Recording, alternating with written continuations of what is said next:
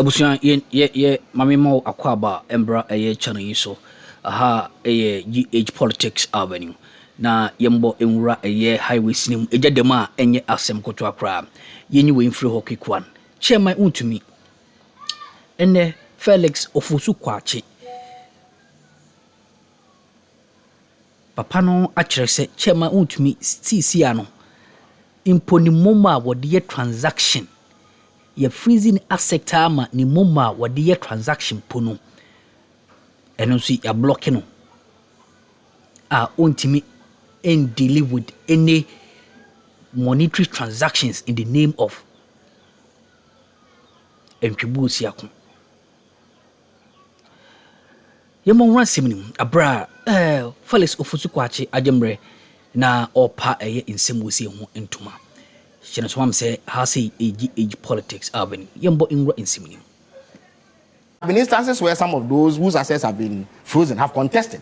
They've said that the assets don't belong to them, and therefore the state cannot purport. They are allowed to do so. It's part of the judicial process.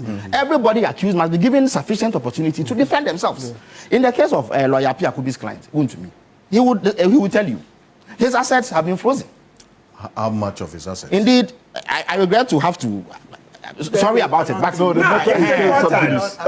The matter is still subjudice. Fine. No, you are allowed to mention those. You see, so he has. Look, we discovered for instance. No, it's not about. Please go ahead. I'm not. Let me also make it clear. I'm not pronouncing. No, I'm not saying. I'm not pronouncing on the substantive piece. I'm only telling you the facts. I'm telling you the action that the state has taken. So, for instance, on the 8th of January, 2025. It was found that about 50 million Ghana cedis had been paid him from Cocoa Board. Yeah. Cocoa Board for some work that he said to have done. He moved 30 million of that to purchase some securities. In other words, bonds, I think, treasury bills. And then about 23 million to purchase or set up an insurance company. Hey, man. When was this? Oh, this was in January, February. Last year. Yes. So all these assets have been frozen, as I speak. Indeed, again, look, even his mobile money account has been frozen. Chairman Wontumi yes. Mobile money account. Even his mobile money account has been frozen. Unless he sets up another one or use another conduit, he cannot use mobile money, receive or send. So that is the extent to which the state has gone to ring fence these assets, pending the determination of the case. How can anybody see this and say Oral has died? The other issue too is that it is important to do thorough investigations. The reason being that it costs money to prosecute people. There may be cases where you suspect strongly that wrongdoing has occurred, but you may not find the evidence. Yeah. In that case, you don't go at all. You suspect strongly that there must be some wrongdoing, but either the evidence has been so well concealed, or that the information available is sketchy and scanty, so you can't go to court with it. In that case, even if you have that suspicion, you cannot go because it costs money, it costs time to prosecute people. It is state resources that are used to do the prosecution. So if you are not absolutely certain, you cannot go there and waste anybody's time. So it is not fair to say that Oral has not died. And if those who are most affected by Oral, MPP appointees, are saying that it has died, you must understand the political context which they are saying so. So I implore all Ghanaians to support the efforts to sanitize the system by holding people who are believed to have offended the state through corruption to account. And then, more importantly, put in the system going forward to ensure that this sort of thing does not recur. That, for me, is where the conversation should be going. But this talk about 21, so if 21 below has not been recovered, then all aspects. That is not the truth. You have an expectation of Oral. Sure. And yet you are having to deal with the weaknesses in the judicial system. You see, again, there are two strands. You see, there are two strands. We must be careful. You see, we must be careful not to allow governments to overreach. So or interfere in the judiciary. Look, one of the criticisms that we leveled against the MPP was that they were interfering with the judiciary. And I'm sure Professor Bafwa has had occasion as an analyst, a respected analyst, to comment on these matters many times because the media would reach him for comment. We have said that. I personally have gone on public record to criticize judicial performance and accuse the MPP of tinkering with the judiciary for some outcomes. We cannot come to power. Well, you've done same. No. Listen, even the judiciary are not beyond reproach. They are not beyond accountability. So if it is found that the Chief Justice has done things that offend the law, and the process is undertaken through constitutional. I beg your pardon. Please, when you sack Charlotte say nobody has you what things. So you cannot come here and purport. You cannot mount the moral high ground. You cannot mount the moral high ground. Charlotte say was a constitutionally. Charlotte say was the head of a constitutional body. They were an independent body. Yet you remove her. Even the same standard. Why does it have to be of the same standard? What are you talking about? What are you also talking about? You have the right. I beg your pardon. No. I'm saying that. I travel over 100,000 of our money. Let me make a point. I'm saying that you, Kofi, and you, Kofi, 100,000 a year cannot be the determinants of what should constitute somebody's removal. You removed Charlotte Osei. We disagreed vehemently. People even went to court, yet you removed her.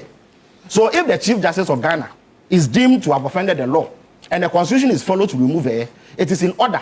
That does not mean that you have tinkered with the judiciary. When you remove Charlotte Osei, you did tinker with the Electoral Commission. Is that what you did? So the mere removal of the head does not mean that the judiciary is no longer independent. Indeed, since the new Chief Justice was installed, has the NDC not lost major cases in court? Under you, I beg your pardon. You, in your time, even the mere announcement of a panel told everybody how the case would go. Look, let me give you a typical example. Let me give you a typical example. You see, by stroke of a pen of the Attorney General writing an application to the court, the panel can be changed. We were told, for instance, there was an instance in this country where a judge held Kennedy Japon in contempt for something that he said. Okay? Kennedy Japon went to complain that the judge is the one against whom he made the statements. And therefore, if he appeared before him, there was likelihood of bias. The judge was changed, was he not? Yet when the former Supreme Court judge, Honyonuga, if I'm not mistaken, went to make politically motivated statements in the Volta region, and openly complained, he was still made to sit on the case until he went on retirement. The judge who came and said that he was going to start the case anew, within a month he was transferred. You understand the point I'm making? So the MPP cannot be lecturing anybody. No problem. But I did that to straighten the record. That their pension, I beg your pardon. No problem. But the point I'm actually defending the judiciary here. I am saying that yes, you are the ones who think that what do you call it? You determine for us what is right, what is wrong. I'm saying that we won't have any of it. The point is this: the judiciary. There was a personal contribution to the discussion. So I've made no.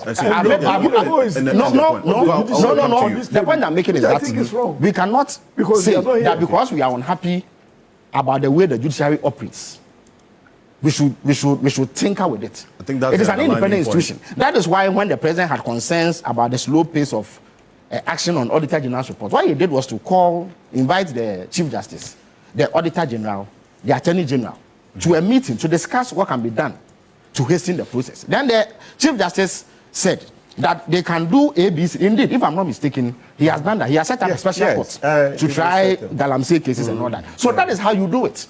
But government cannot on its own insist that we don't like the approach of the judiciary. So we have sacked every judge, or we have abolished courts, or we have introduced new courts. That cannot be done. But oral can never be said to have died, simply because those against whom it was set up are saying that it has died. They are not the ones who determine it. Let the facts speak. Again, people are even saying that after 1 year there's no prosecution. Yes. When the facts show that is not the case, there is prosecution, and more prosecutions are going to follow. Yes. No, but conviction is determined by the courts. Yes. And as Honorable Apiakubi has been at pains to say all morning, our remit ends with prosecution. That is what we have done. It is for the court to determine whether the case we have made can master scrutiny, or that the defenses provided by the accused are sufficient to free them. There's a question in this regard that if the right of conviction ends with the court, then why were some persons described as candidates for jail? Why? By some persons. Alfred, would it be the first time? Let me tell you something. Alfred Wontumi, an Auditor General did a report, and then I think it was Kennedy Japon who found that his name had been mentioned in respect of some judgment debt payments.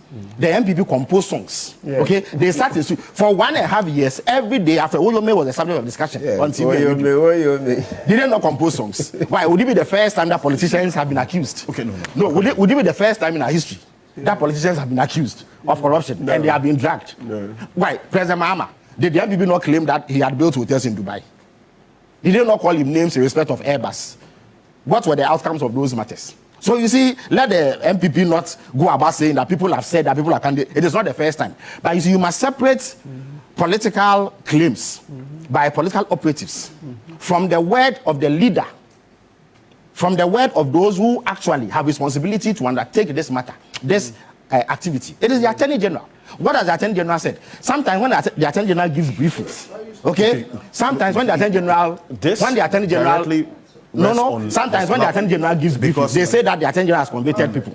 Okay. But we know that the Attorney General doesn't convict people. Right. You understand the point I'm making? So the claim that Oral has died cannot stand scrutiny. One lawyer whose client is in this matter is I needed you to speak to a number of these issues. I hear you. Because, and you had great concern about, it appears the Auditor General or the Attorney General is under pressure to secure what? Convictions. That's why you are having some accused persons being turned into prosecution witnesses. What's your concern with that? I have been speaking generally about the process of prosecution and where I find discomfort in the performance of the Attorney General's Department in the prosecution of cases. And this is where I have complained about accused persons being turned into witnesses, prosecution witnesses. And I'm not only referring to any particular case. I'm talking about generally if we undertake that direction, the dangers that confront us as a country. We will have situations where accused persons even admit that I have committed A, B, C, D offense. Yes. The next morning, he becomes a prosecution witness. Yes. And becoming a prosecution witness, you would have signed a non-prosecutorial agreement with the Attorney General. Yes. They are allowed processes. Yes. But fancy the person who has admitted having committed an offense. Because of his desperation to get out of prosecution, he approaches me, Attorney General, that I want to be your witness. And for that reason, let me sign a non-prosecutorial agreement with you and leave me out of prosecution. Now, I'm going to bring Mr. Kwesi, who was an accomplice with me, who even encouraged me to do ABCD, that is criminal. Then the confessed criminal becomes a witness and therefore not facing criminal charges. Then a Kwesi, who may or may not have done anything, is brought in as the accused person proper. And that my evidence is going to go in support of the prosecution against that alleged conspirator. How fair and how judicious are we in leaving the confessed criminal out and bringing in somebody that the confessed criminal is nominating into the political, into the judicial platform? Okay. And I'm saying that if that becomes a tool, chances are that criminals, once they say, I am going to be a prosecution witness, he is out. And if he doesn't like you for anything, say, oh, it was Martin Prebu who encouraged me to do A, B, C, D, which was criminal. Then Apia Kubi, who has confessed to be the criminal, is left out, and an innocent Martin Prebu is rather brought in as an accused person. And then Martin Prebu is prosecuted. And the worst case scenario, he is convicted, sent to jail. Is that a criminal justice system that we want to sustain in the country? Let me end. Well, how about a scenario where 3 of us are charged for an offense? Then Prof will go, I want to be a prosecution witness. He is left off. Martin goes, I want to be the second. He is left off. And the Apia Kubi goes, I want to be also a prosecution witness. So where will be the trial? Doesn't happen. Is it going to also be the case that when Martin and Prof goes, the two of them go and they are admitted as prosecution witness.